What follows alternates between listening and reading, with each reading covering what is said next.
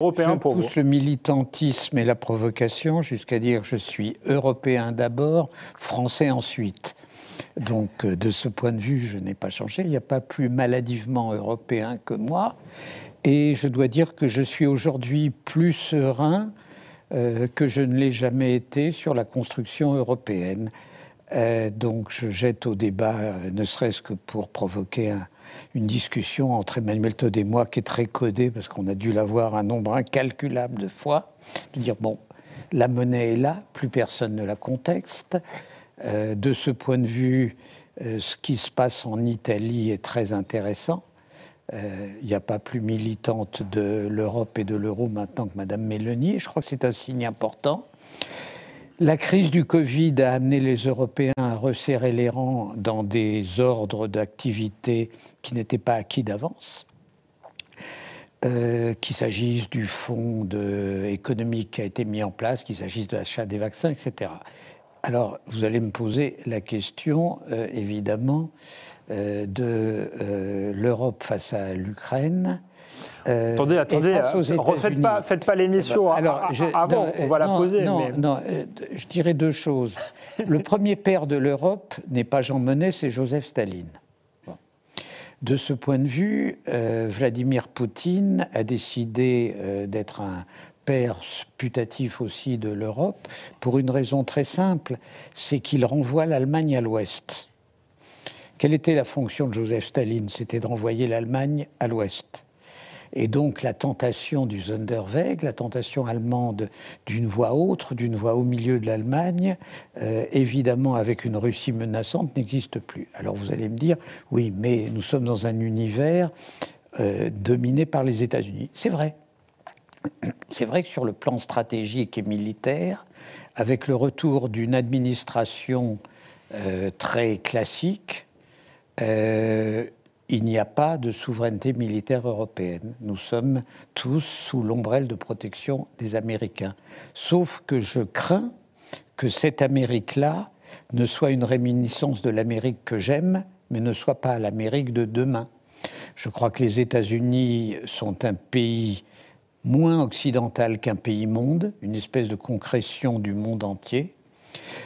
Que le jour où les Sino-Américains auront remplacé les WASP et les Indo-Américains auront remplacé les Juifs, la carte stratégique des États-Unis ne sera pas du tout une carte occidentale, et que donc l'administration Biden, dont je souhaite ardemment la réélection, évidemment, mais que l'administration Biden n'est pas une anticipation, c'est une exception. Et que le problème de la souveraineté militaire européenne réapparaîtra en réalité le jour où on aura à nouveau une administration isolationniste. Et je pense que Emmanuel Macron ne devrait pas persévérer dans l'instant, comme il le fait, sur la souveraineté militaire européenne, car pour l'instant, elle n'a pas de sens. Un jour, elle aura un sens. Alain a posé tout de suite tous les enjeux qu'on va dérouler au fur et à mesure de l'émission, notamment l'Ukraine, notamment la souveraineté européenne. Mais je vous pose la question à vous, Emmanuel Todd, qui avait plutôt voté non à Maastricht. Est-ce que malgré tout, vous êtes un Européen, mais peut-être d'une manière différente que Alain Minc? Mais c'était très intéressant l'exposé d'Alain Minc, parce qu'il disait toujours « je suis partisan, je veux ceci, je veux cela ». Et moi, je bénéficie, si on peut dire, du fait d'avoir perdu tous mes combats. C'est-à-dire, j'étais opposé à Maastricht c'est fait. La monnaie unique, j'avais dit que ça allait nous mener à la catastrophe. Et j'ai essayé de lutter contre, mais je veux dire, ça existe et ça nous mène à la catastrophe. Et donc, maintenant, je suis revenu en posture d'historien. C'est-à-dire, j'ai trouvé le bien-être ou un minimum d'équilibre psychique dans une observation, je pense, assez dépassionné de ce qui se passe. Donc je n'oserais jamais dire « je préfère ceci, je préfère cela ». À la limite, j'aurais peur de me porter malchance, puisqu'en général, ce qui se passe, c'est ce que je ne veux pas. Donc, quand je regarde l'Europe, je ne pense pas « est-ce que je suis européen ?» En termes d'identité, j'ai plutôt... Mon interrogation personnelle, c'était pas « est-ce que je suis français ?» ou « est-ce que je suis européen ?» C'était « est-ce que je suis français ?» avec une loyauté particulière vis-à-vis du monde anglo-saxon, pour des raisons d'origine familiale. Mais pour moi, c'est secondaire. Si je regarde l'Europe, en fait, ce que je vois maintenant, si j'y pense, j'y pense comme à une séquence historique. C'est-à-dire que l'euro a été voté, si on peut dire, en France en 1992, il est entré en place, et puis il y a eu une évolution de ce qu'était l'Union européenne, que je regarde en historien, froidement, sans m'énerver, en essayant de ne pas m'énerver. Et donc, il y a eu en 2005 un premier tournant qui était le tournant du traité constitutionnel, où les gens ont voté non à 55%. On va y revenir. Et les classes dirigeantes se sont assises dessus par le traité de Lisbonne. Donc c'est le moment où, d'un point de vue français, l'Europe a cessé d'être un système démocratique. Mais je ne le dis pas pour le déplorer. Je le dis, je l'analyse en termes d'historien. Ensuite, il y a eu la grande récession, la crise de 2007-2008, qui a fait apparaître que l'euro, réalisé, contre mon opinion personnelle, n'avait pas du tout produit une égalisation de la situation des nations, mais au contraire une mise en hiérarchie des nations, avec l'Allemagne en haut et au centre, et autour, juste au-dessous, l'adjudant français, et puis les autres. Donc est apparue une Europe, je dirais, qui avait cessé du truc d'association égalitaire de nations pour devenir un système hiérarchique dominé par l'Allemagne. Et à un moment donné, j'ai pu penser que se mettait en place une Europe allemande, le déplorant secrètement, mais l'admettant en pratique. Il faut accepter ce qui se passe. Et puis, ensuite est arrivée, je dirais, l'implication dans les événements d'Ukraine, dans lesquels les Européens, et particulièrement les Allemands, ont eu leur part. Les visites de Steinmeier et Fabius à Kiev en 2014, ça a eu de l'importance, mais dans lequel les Américains, les Anglais et les Polonais, qui ne sont pas dans la monnaie unique, ont eu aussi une grande importance en ce sens qu'ils ont, je dirais, rééquipé l'armée ukrainienne. Et là, ce qui s'est passé, c'est que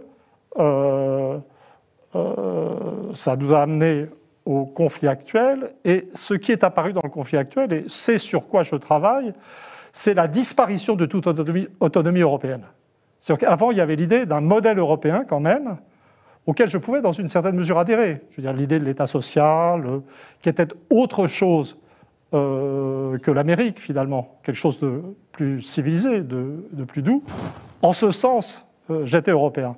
Et là, je dirais, le cœur de l'Europe, qui était censé être l'association franco-allemande, a été remplacé par un axe, en plus, Londres, qui était sorti de l'Europe par le Brexit, Varsovie, Kiev, et puis au loin, Washington.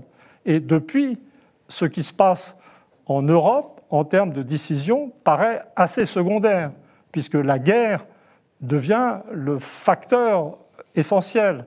Les taux d'inflation qui montent, la baisse du niveau de vie qui vient, tout ça, c'est des conséquences, ou largement des conséquences de la guerre. Et tout ça ne dépend plus de l'Europe. Mais la vraie question que je me pose, la question historique, peut-être je vais m'arrêter là, mais mon collègue a été long aussi, ça va être tunnel contre tunnel. Si vous permettez que je mette un peu d'ordre dans cette émission. Voilà. Mais pour moi, la grande question, c'est, comment dire, on a deux étapes. 2007-2008, 2005-2007-2008, l'Europe devient un système oligarchique, dominé par ses élites contre ses peuples. Et guerre d'Ukraine, l'oligarchie européenne s'inféode à l'oligarchie américaine et perd la volonté d'être européenne elle-même. Donc en fait, pour moi, la question c'est pourquoi est-ce que les classes dirigeantes supérieures de l'Europe veulent cesser d'exister ? Je veux dire, et particulièrement au cœur de ça, le manque de résistance de l'Allemagne, dont la non-volonté de pouvoir a été quand même démontrée par les événements. Parce qu'ils ont relâché leur prise sur tout d'une façon incroyable. Donc, mais je ne le vis pas du tout, comment dire, avec un désespoir particulier, mais comme une question historique majeure. Comment est-ce que des classes dirigeantes peuvent renoncer à exister ? Alors, je pourrais vous laisser répondre ou demander de répondre à la provocation d'Emmanuel Todd. Est-ce que vous avez vraiment envie de cesser d'exister à la MINC? Mais j'ai envie de remettre de l'ordre quand même, parce que beaucoup de choses... Je vais quand même lui répondre. Bon, alors répondez-y, et après on essaiera de reprendre les choses par le début, parce que Emmanuel Todd a brassé beaucoup de sujets de 2005 à aujourd'hui. On n'avait pas discuté, je suis très rassuré, parce que nos désaccords survivent au temps qui passe. Oui, donc c'est bon. À nos âges, c'est toujours rassurant. Exactement. Voilà. Donc ça c'est quand même une bonne chose. Oui. Je vais reprendre à 2 ou 3 points de ce qu'a dit Emmanuel Todd. Premier point, on a un désaccord évidemment sur ce qui s'est passé après 2005, pour une raison simple, c'est qu'il avait été dit dans le programme du candidat Sarkozy qu'il proposerait un traité par la voie parlementaire. Donc il en va de ce point de vue de sa proposition, comme de celle d'Emmanuel Macron sur les retraites. On peut considérer que tout ce qui est dans le programme a été validé. Alors bien sûr, il y a les effets de loupe du même ordre, ce n'était pas le cœur de la campagne électorale. Mais deuxièmement, plus important, me semble-t-il, à propos de ce qu'a dit Emmanuel sur la hiérarchie des pays entraînés par l'euro. Ça a été vrai au moment de la crise de 2008-2009, avec une hiérarchie qui était celle des spreads. Et puis, soudainement, les Allemands ont perdu la main dans la politique monétaire. D'abord parce que dans le traité de Maastricht, pour lequel moi j'ai voté, les Allemands avaient accepté cette concession folle de considérer que chaque pays a une voix, c'est-à-dire que l'Allemagne pesait autant que Malte. Et le magistère Draghi à la Banque centrale européenne a fait que pendant 5 ans, sur les 8 ans de mandat de Draghi, les Allemands ont toujours perdu. Toujours. Monsieur Weidmann a fini de guerre lasse par démissionner, puisqu'il était seul contre tous. Et donc la politique qui a été suivie a abouti à une égalisation stupéfiante des conditions d'emprunt de tous les pays, avec des spreads, cet écart par rapport au taux allemand, quasi dérisoire. Et même aujourd'hui, alors qu'on sort de cette période-là, il y a encore une extraordinaire égalisation. Le taux grec est 1,15% ou 1,14% plus élevé que le taux allemand, quand on compare les deux situations économiques. Donc sur ce plan, au contraire, je pense qu'on est peut-être même allé trop loin dans l'égalisation. Dernier élément sur le plan stratégique. Je pense que d'abord, la ligne Varsovie-Washington a existé. Est-elle durable? On verra. Je veux dire, il y a des élections en Pologne. Et comme toujours, les élections se passent à 50%. Il ne faut jamais oublier que les modérés polonais, libéraux, très pro-européens classiques, maîtrisent les grandes villes, à commencer par Varsovie. Ça ressemble un peu à la situation turque. Telle qu'elle est. Donc on verra ce qui se produit. En revanche, dernier élément, évidemment, nous avons accepté la tutelle américaine depuis le début de la guerre d'Ukraine, mais encore heureux, on n'avait pas les moyens de se défendre par nous-mêmes. Il y a un aggiornamento d'ordre militaire qui s'imposerait, qui commencerait d'abord par unifier les politiques d'armement. On en est extrêmement loin. Faire un partage des tâches. La vérité militaire, c'est que nous, Français, qui avons une force nucléaire, nous n'avons pas les moyens, contrairement à ce qui est dans la loi de programmation, de tout avoir. Donc, nous sommes à un degré presque zéro de la politique militaire européenne. Et quand le degré de la politique militaire européenne est proche de zéro, heureusement qu'il y a en effet le suzerain américain. Moi, je m'en réjouis. Et je regrette peut-être que ce suzerain soit aussi flageolant qu'il risque de l'être dans l'année 2024. Alors prenons essayons d'approfondir les sujets un par un. Vous avez évoqué le traité constitutionnel en balayant finalement l'argument démocratique, puisque vous avez expliqué que Nicolas Sarkozy avait annoncé qu'il voulait faire un mini-traité en passant par la voie parlementaire. Certes, mais on voit bien que ça a créé une fracture, ça je pense que vous êtes d'accord là-dessus, qu'il y a une véritable fracture démocratique en France qui se retrouve quasiment quasiment à chaque élection, avec les scores de Marine Le Pen, avec la réforme des retraites, vous en avez parlé, mais on voit bien qu'elle n'a pas été approuvée par la souveraineté populaire d'une certaine manière. Donc est-ce que le contentieux qu'il y avait après 2005 entre la France du oui et la France du non ne persiste pas toujours à la main, et comment est-ce qu'on peut le surmonter ? Franchement, dans la montée actuelle du populisme incontestable, je ne suis pas sûr que la mémoire du référendum de 2005 aille beaucoup plus loin que cette assistance-là. Donc là, vous faites un raccourci d'une extrême habileté. Je n'en suis pas certain, mais c'est votre point de vue. Deuxièmement, vous avez négligemment confondu l'opinion et le suffrage universel. Bon, l'opinion française, à travers les sondages, est contre la réforme des retraites. La démocratie, ça ne fonctionne pas comme ça. Un pouvoir a été élu, et qui plus est, il avait dit qu'il ferait cette réforme des retraites. Donc il est parfaitement légitime. Troisièmement, il faut être aussi maladroit que l'est ce pouvoir pour avoir transformé le 49.3, instrument de pure banalité politique que cet autocrate bien connu de Michel Rocard avait utilisé 28 fois, en un instrument perçu comme antidémocratique. Ça, c'est quand même la réussite incroyable, c'est le degré zéro de la politique. Bon, je crois que de ce point de vue, les choses étaient claires et que vous ne pouvez pas... Si vous devez considérer que le devoir d'un gouvernement, quel qu'il soit, est de penser ce que pense à un instant donné l'opinion, on a changé de régime.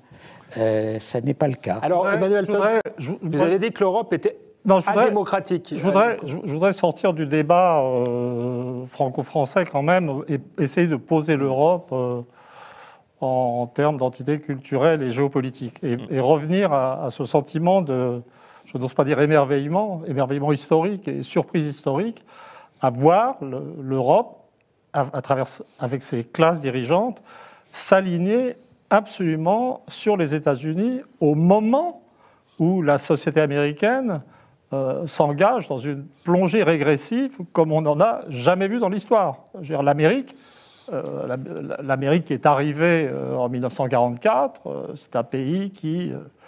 l'industrie représentait 45% de la production industrielle mondiale, qui avait une ou deux générations d'avance en termes de niveau de vie. C'est cette Amérique-là qui a construit l'OTAN et qui nous a protégés de Staline. Mais l'Amérique actuelle, notre leader,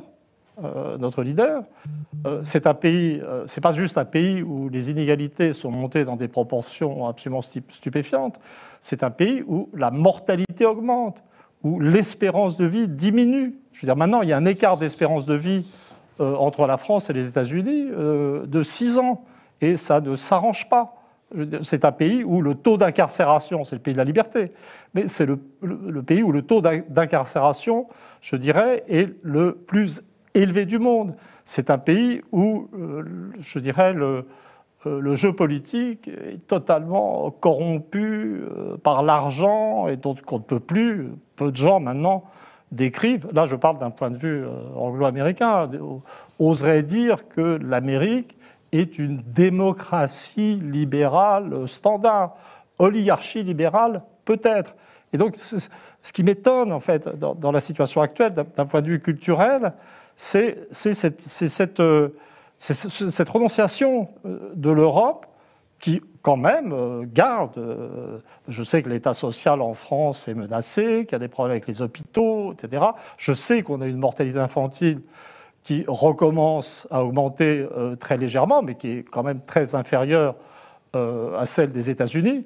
En vérité, la mortalité infantile des États-Unis est maintenant supérieure à celle de la Russie. Je veux dire, c'est quand même une situation tout à fait étonnante.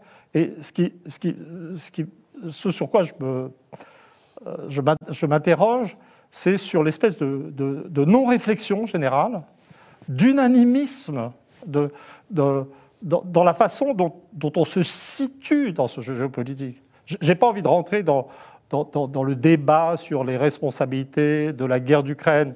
Il y a des gens qui pensent ceci, l'opinion de la population dans ces masses est plus inexistante qu'homogène.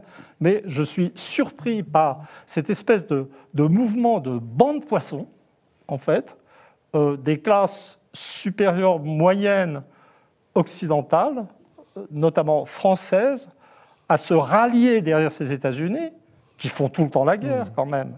Ils sont responsables de 400 000 morts, je veux dire simplement par leur blocus, l'embargo sur l'Irak, avant même l'invasion de l'Irak. Je ne vois plus les valeurs européennes. D'ailleurs, je ne vois plus. L'Europe, c'était la paix. On nous avait vendu l'Europe comme la paix. L'Europe est allée en Ukraine, elle a provoqué les Russes. Les Européens, je parlais de Steinmeier et Fabius, ont tout à fait contribué à ce que s'envenime la situation avec les Russes. Et je ne vois pas la moindre réflexion sur... On parle d'une menace russe, par exemple. Menace russe pour l'Ukraine, aucun problème. Les Ukrainiens sont menacés par la Russie. Mais tous les gens qui s'intéressent à la stratégie militaire, les Russes les premiers d'ailleurs, sont conscients du fait qu'en aucun cas ils ne menacent l'Europe occidentale. Je veux dire, c'est simplement les forces de l'OTAN et de la Russie sont tellement disproportionnées qu'on dit on est protégé par les Américains. Mais on est protégé de rien, puisque pour nous-mêmes, il n'y a aucune menace. Au stade actuel, l'alliance américaine ou l'intervention américaine dans le réarmement de l'Ukraine, l'intégration de facto de l'Ukraine dans l'OTAN, nous a amené finalement la guerre en Europe. Ça nous a amené les sanctions, la politique de sanctions qui était censée détruire la Russie, amène une baisse de niveau de vie, des taux d'inflation très élevés, particulièrement pour les données alimentaires, au moment même où l'Amérique prend pour elle-même des mesures protectionnistes qui sont catastrophiques pour l'industrie européenne et notamment allemande. Et je ne dis pas que j'ai raison, peut-être même j'ai tort, je ne sais pas, ça m'est égal. Ce que je trouve curieux, c'est l'absence totale de débat. Vous voyez, souvent, maintenant on dit « je suis pro-russe ». Je fais des blagues sur le fait qu'on m'accuse d'être pro-russe. C'est une illusion complète. C'est pas ça. Moi, je me bats pour la démocratie libérale. La démocratie libérale, c'est le pluralisme. Le pluralisme, c'est discuter des problèmes. Vous voyez ? Justement, et là, on n'a plus ça. Justement, parce que j'aimerais qu'on retrouve le fil, parce qu'on va arriver, je sens que vous voulez absolument parler de l'Ukraine et de la Russie, et c'était prévu, c'est l'Europe. Et des États-Unis, mais justement, la question initiale que je posais à Alain Minc, c'était sur l'Europe et la démocratie. Vous avez dit vous-même que l'Europe était, selon vous, post-démocratique, et là, vous mettez le point sur le problème du pluralisme. Au-delà des États-Unis, est-ce qu'il y a quelque chose qui n'a pas été réglé depuis 2005 ? Je suis désolé d'en revenir au débat franco-français. Je voudrais rebondir sur ce qu'a dit Olivier Todd. Emmanuel. Oui, ça prouve l'admiration que j'avais pour son père. Oui. Ça me fait plaisir de faire ce lapsus. Mon père, donc ça va. Non, il n'y a pas de problème. Je suis content de lui faire la grâce de ce lapsus. Voilà. Je voudrais revenir sur le début de son propos, car c'est probablement le point de convergence que nous avons. La description qu'il a faite des États-Unis, malheureusement, je la partage. C'est la raison pour laquelle j'ai dit que je suis inquiet et que je pense que l'administration actuelle, classiquement démocrate, version même assez rooseveltienne, je ne suis pas sûr qu'elle soit en phase avec les États-Unis. Et c'est pour ça que je suis très inquiet pour l'élection de l'an prochain. Donc, je crois, justement parce que je pense ça des États-Unis, que mis à part l'enchaînement de nature militaro-stratégique, je pense qu'il y a place, plus que jamais, pour une identité européenne. Une identité européenne qui est grosso modo un système où les degrés de protection économique et sociaux des individus sont beaucoup plus élevés et où les mécanismes démocratiques fonctionnent infiniment mieux qu'aux États-Unis. Je n'enlève aucun mot de la description qu'il a faite des États-Unis sur le plan intérieur. Justement, sur les mécanismes démocratiques, est-ce que vous êtes d'accord avec Alain Minc sur les mécanismes démocratiques européens ? Est-ce qu'ils vous paraissent suffisamment démocratiques, Emmanuel Tom ? Non, mais je ne pense pas, si vous voulez, que la démocratie puisse fonctionner dans un système plurinational et plurilinguistique. Je veux dire, historiquement, la démocratie, mais c'est des choses pratiques. Moi, je suis anthropologue, je suis dans les mœurs, je ne suis pas dans les théories politiques, etc. La démocratie, c'est le débat. Et le débat, il ne peut avoir lieu qu'entre des gens qui parlent la même langue, un minimum. Enfin, je veux dire, il y a des exceptions, comme la Suisse, mais en Suisse, ça donne quand même un gouvernement où tous les partis politiques participent au gouvernement. C'est très particulier. Donc, je pense que par principe, l'Europe, en tant que système organisé institutionnellement, etc., ne peut pas être démocratique. C'est pour ça que je ne suis pas tellement indigné. Et je préfère avancer, en fait. Je préfère acter le fait. Vous voyez, on a une heure d'émission. Comment? Non, allez-y. Mais non, je veux dire, si on est sorti de la démocratie, je veux dire, moi je suis historien. Je veux dire, je ne vais pas rester là à dire c'était mieux quand j'étais jeune. Donc, je trouve ce qui est plus intéressant, c'est de voir comment ça se développe. Et donc, ça se développe d'une façon extrêmement bizarre, c'est-à-dire par un système non démocratique, oligarchique, qui semble avoir perdu même sa raison d'être.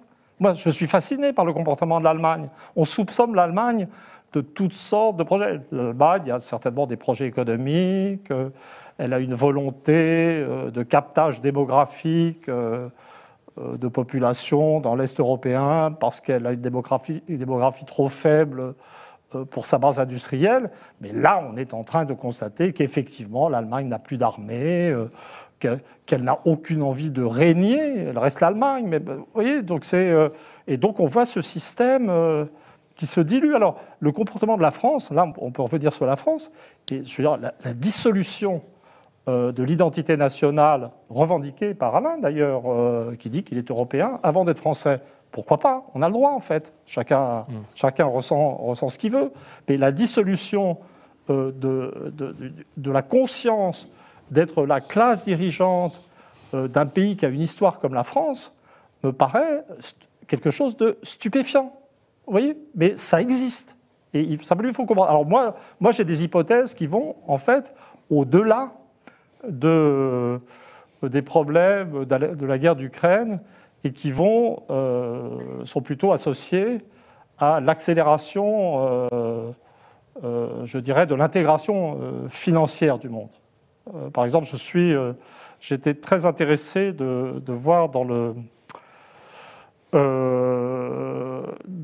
je ne sais plus quel bouquin, là, je commence à voir les problèmes de noms propres à mon âge, par la façon dont la Suisse est devenue moins importante relativement en tant que zone de protection de l'argent des riches qui fuit les contrôles fiscaux.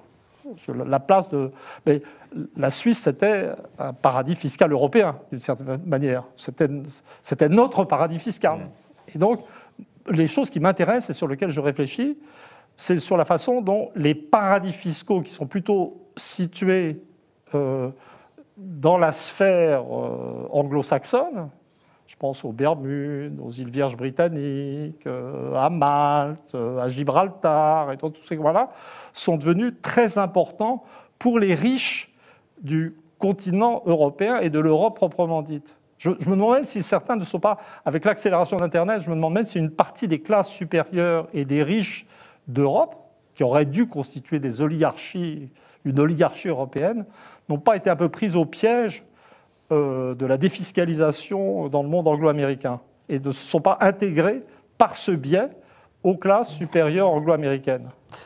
À la main, qu'est-ce que vous voyez, voulez... je suis loin de la guerre d'Ukraine. Est-ce que vous voulez répondre? Il y a beaucoup de choses, à la fois sur l'éloignement de l'Europe du peuple et sur l'intégration des classes dirigeantes au monde anglo-saxon. Donc moi, je milite pour le retour d'une centralité de la Suisse comme paradis fiscal en Europe, parce que ça serait la liberté de nos classes dirigeantes. Après avoir pas concédé, dit la communauté de vision sur les États-Unis que j'avais avec Olivier Todt, je n'ai pas continué sur la suite de son propos liminaire. On peut penser ça des États-Unis et on peut penser que le modèle européen, qui existe à mon avis et qui n'est pas mort, et je vais vous en donner des tas d'exemples, et même dans le rapport de force avec les États-Unis, en matière de réglementation des GAFA. Qui est chef de file aujourd'hui? C'est l'Europe. Et les États-Unis, heureusement sous l'administration Biden, qui a nommé une femme assez étonnante à la tête de la Federal Trade Commission, suivent. Qui vient de prendre une décision qui n'est quand même pas qu'une simple piqûre d'épingle à l'encontre de Facebook, qui s'appelle désormais Meta, c'est l'Europe, à travers son porte-parole, qui était la CNIL irlandaise, 1,2 milliard d'amende. Qui considère que, d'une certaine façon, le là en matière d'équilibre, pouvoir et contre-pouvoir à l'intérieur d'un système est donné par l'Europe, c'est évidemment la vision de ce qui se passe. Alors après, quelle est la part de démocratie pure, c'est-à-dire directe, dans un système aussi compliqué? Elle est par nature faible. Troisième élément sur l'Allemagne. Oui, l'Allemagne est devenue un pays scandinave, d'une certaine façon. C'est-à-dire que c'est un pays qui échappe à l'espèce de tropisme historique qu'a été le sien. Qui s'en plaint ou qui s'en plaindrait? Je pense que l'Europe ne peut se construire qu'avec une Allemagne faible.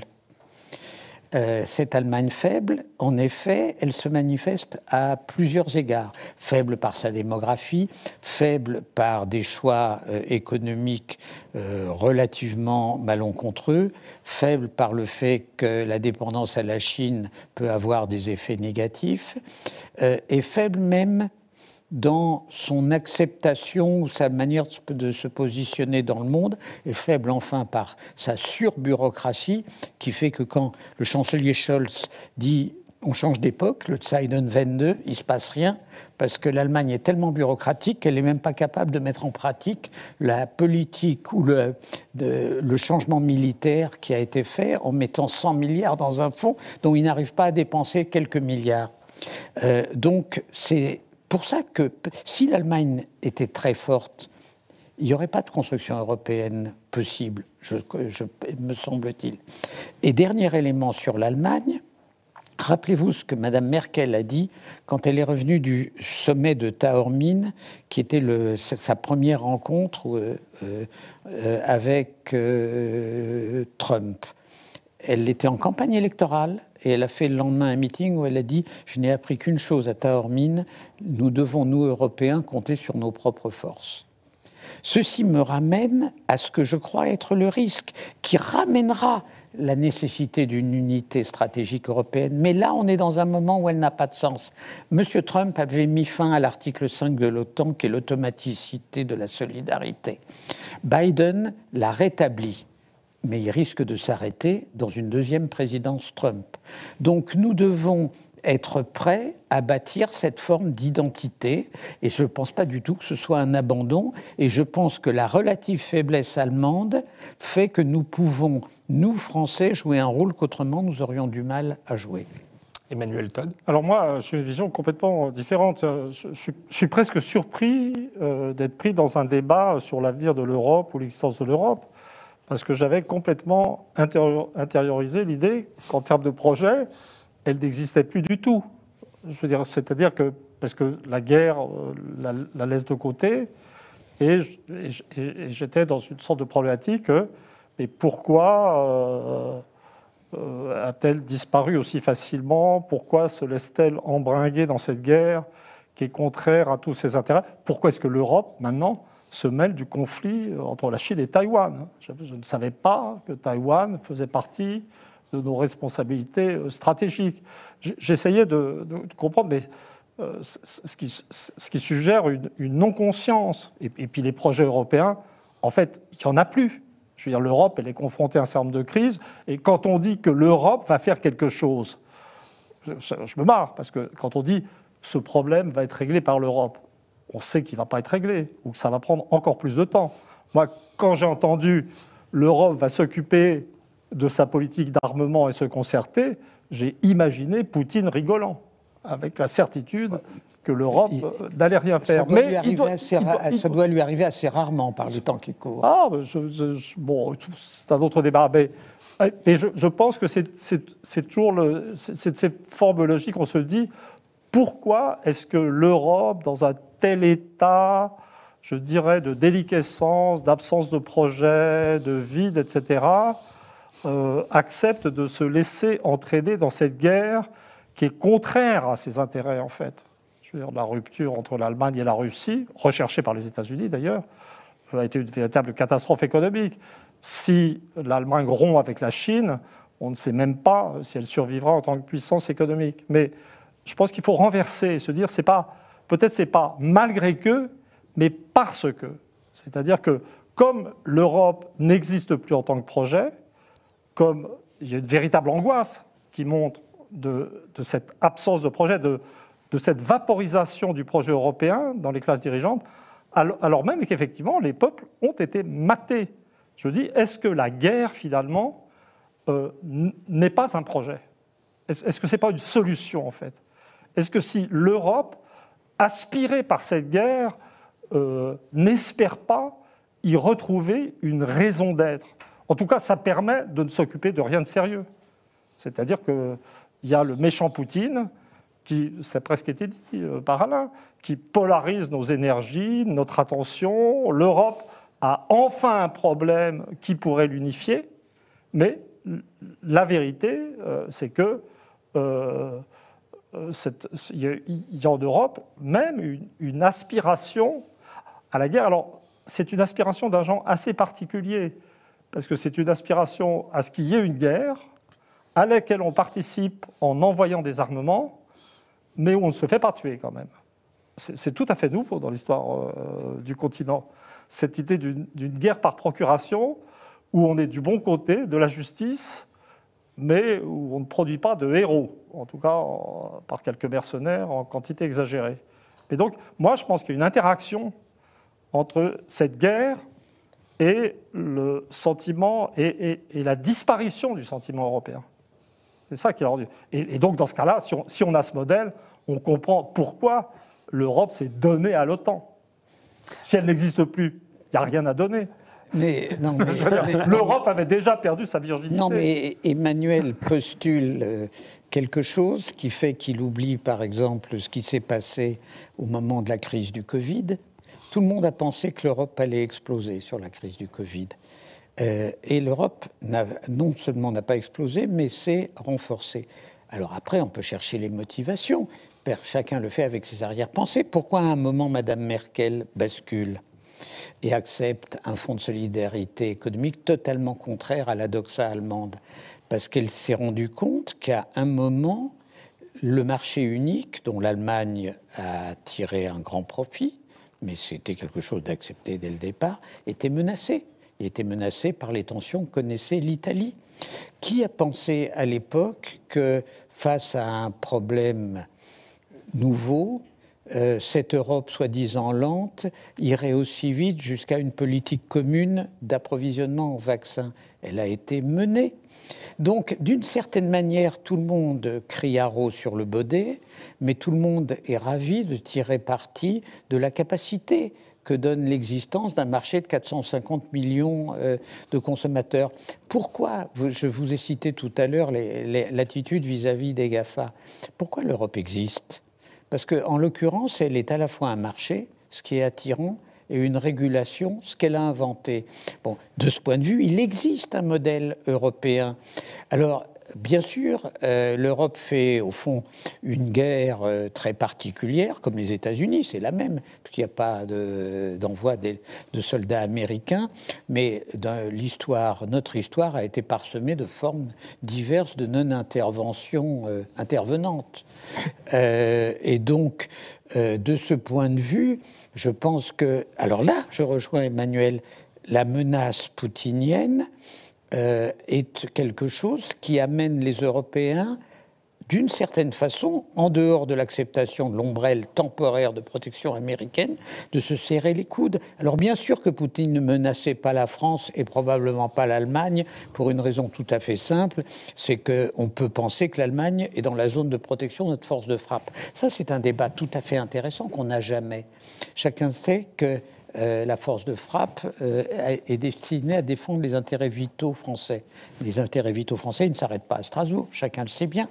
J'aimerais beaucoup savoir, dans les cartes des états-majors, si Berlin participe de nos intérêts vitaux, ce que je crois, et si Varsovie figure, ce dont je suis moins sûr.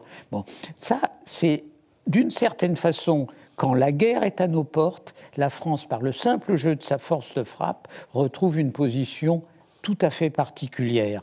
Et je pense qu'on ne la joue pas assez parce qu'on ne veut pas créer, en employant le mot nucléaire, des émotions vibrillonnantes dans une Allemagne où les Verts sont partie prenante de la coalition de gouvernement. Et a fortiori aussi pour des raisons de politique intérieure, vu le verdissement du discours français.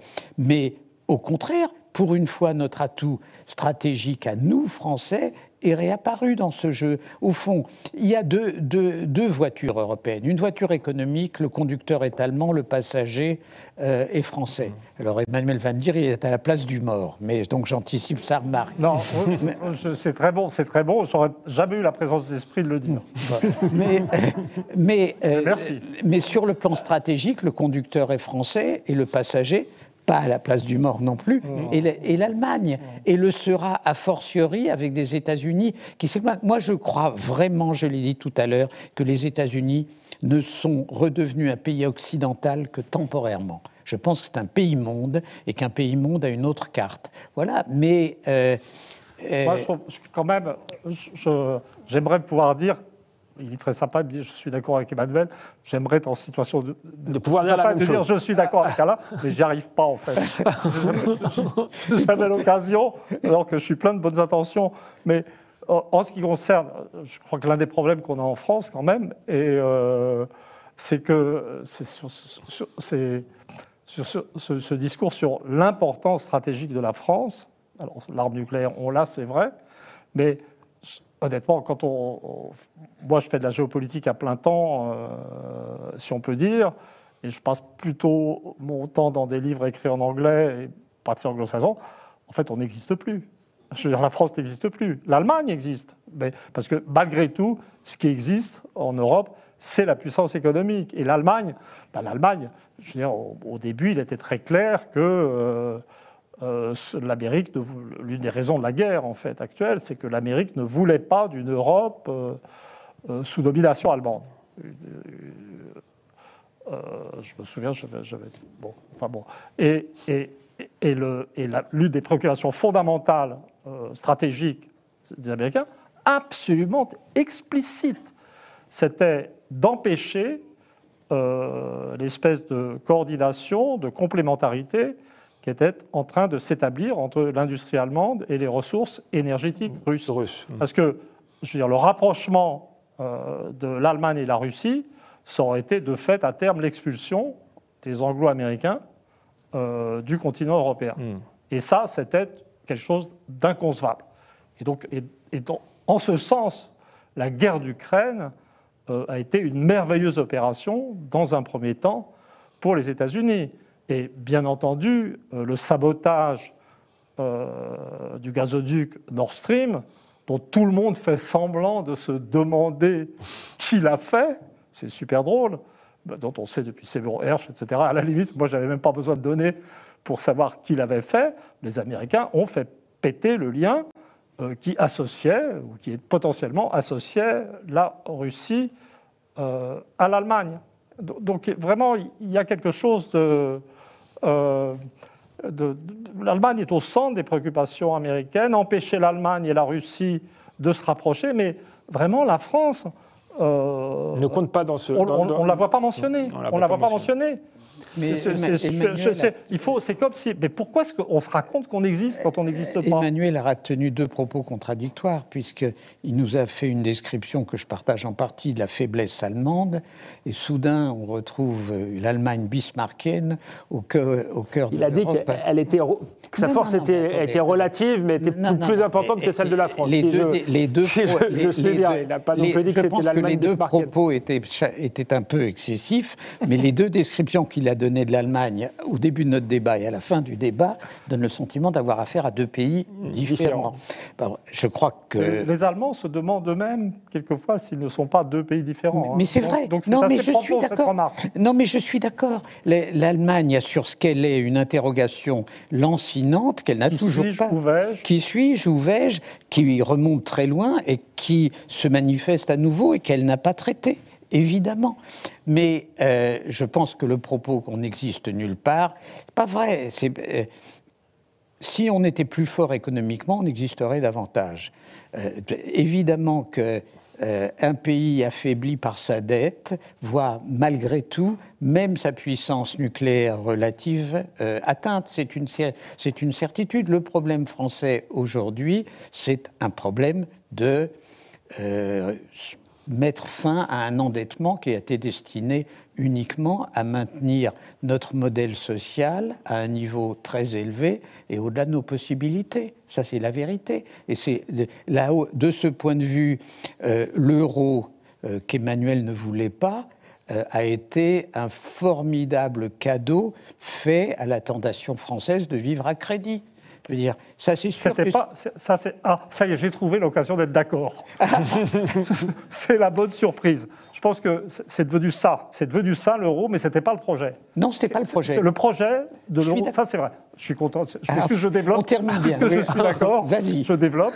C'est que l'idée de l'euro, c'était d'être sérieux comme les Allemands au départ, de s'imposer une discipline de fer qui oblige l'industrie à monter en qualité, etc., pour affronter une monnaie forte ou plus forte que naturelle. Donc c'était un projet d'autodiscipline. Mais dans la pratique, c'est devenu un truc qui permet de plus financer, enfin de financer avec laxisme ses déficits extérieurs et de faire n'importe quoi et de se laisser aller complètement. On est d'accord ? Oui, pour l'essentiel, oui, je l'ai dit. Voilà. Mais pourquoi ça s'est produit ? Pour une raison que j'ai dite. Parce que les Allemands n'ont plus aucune influence sur la politique monétaire de l'Europe. On revient à ce fait que l'Allemagne, une voix, Malte, une voix. Et il y aurait, je crois que quand même, il faudrait, quand on essaie d'analyser un processus historique, bon, il y a toujours une tentation de rationaliser le comportement des acteurs, d'imaginer que les gens qui gouvernent, qui nous gouvernent ou qui gouvernent les peuples d'à côté, savent ce qu'ils font, qu'ils sont lucides. Et donc, en fait, non. Donc, si on prend l'Allemagne, par exemple, il y avait une contradiction complète entre le fait d'essayer de s'étendre en Ukraine, ne pas avoir d'armée, et s'associer et devenir dépendant des Russes sur le plan du gaz. Donc en vérité, il n'y a pas de politique cohérente de l'Allemagne. Mais plus généralement, les États-Unis ou les Occidentaux, je veux dire, il y a... alors moi, je ne sais pas si la mondialisation est heureuse ou malheureuse. Je vous laisse... ça dépend des clients. Ça dépend des gens. Mais au point où on en est... le processus de la mondialisation a fait apparaître une absence de réflexion à long terme des élites occidentales et américaines tout à fait stupéfiante. C'est-à-dire, l'idée qu'on va pouvoir continuer de dominer le monde militairement, l'idée américaine, en se débarrassant de son industrie, en délocalisant, en se débarrassant de sa classe ouvrière, en faisant produire quantité invraisemblable de choses en Chine, était une idée folle. Et donc on se retrouve maintenant dans cette espèce de conflit titanesque entre l'Ouest et, bon, on peut l'appeler l'Est, où cet Occident dominateur, mondialisé, moderne, informatisé, Internet, etc., le premier, c'est venu de là, se retrouve dans l'incapacité de produire suffisamment d'armement pour l'Ukraine, en déficit industriel complet. Mais comment est-ce qu'une classe dirigeante a pu se mettre dans cette situation ? Comment est-ce que les États-Unis ont pu se mettre dans une situation où maintenant il y a des rapports de divers instituts, dont la Rand Corporation, qui s'inquiètent de la capacité de l'industrie américaine à fournir des armements ? Donc l'hypothèse d'une rationalité et d'une intelligence des classes dirigeantes, il faut absolument s'en débarrasser.